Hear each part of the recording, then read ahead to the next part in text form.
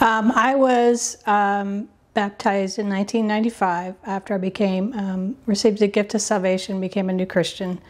And at that time, I had wanted to be baptized with my two young sons, who were 2 and 4, and myself at the time. And I was baptized and I was sprinkled. Since then, a lot of life has happened. We've had tragedies in our family. When my son was 18 years old, he died in a car accident. And then 2 years later, I lost my father in another accident. A few years after that, I became really angry at God, and I couldn't understand why I felt like he took my son. And so I walked away from church, I walked away from God, I quit reading my Bible, quit praying, thought I'm going to do things by myself, And for a couple years I tried that, kind of failed, couldn't do it on my own, realized I couldn't do it on my own. I came back and recommitted my life, and the amazing thing was I felt like he never left in that time that I had walked away.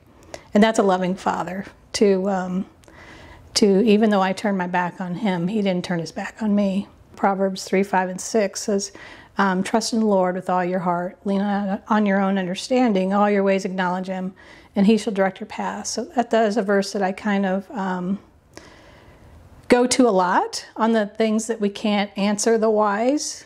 So I know a lot may be answered when we get to heaven someday, and not going to be answered here. Moved to Tennessee from Illinois 2 years ago to be closer to my son and my daughter-in-law and my grandsons. I was looking for churches, and I came to Jefferson City Christian Church.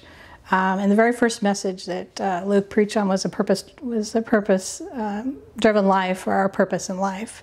And I felt right away like this was my church then, and started coming. And there was a strong need over the last, not a need, but a conviction, I guess, to be submerged baptism.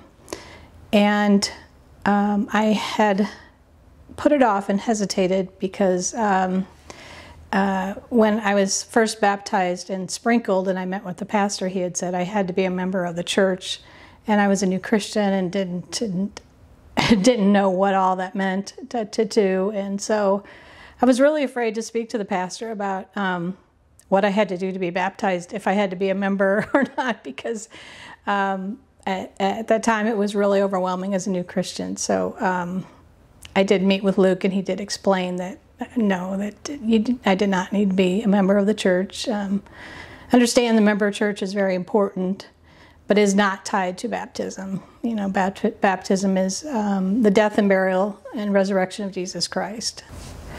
A big impact on my life here at the church has been Leah and Sarah from our women's Bible study group, the leaders there, and their faith. I have not talked to anyone about this baptism other than Leah. I did ask her to baptize me, but and the friends and the people in the Bible study, and and watching and hearing their faith, and has helped me a lot.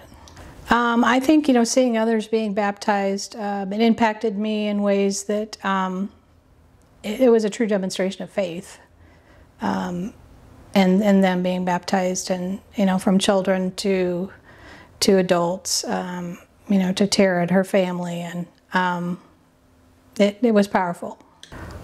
Well, I think I would first ask them if they had received the gift of salvation, put their trust in the Lord and Savior, believed in his death and resurrection, and then I would say if they felt like they were supposed to be baptized, to go ahead and do it and pursue it.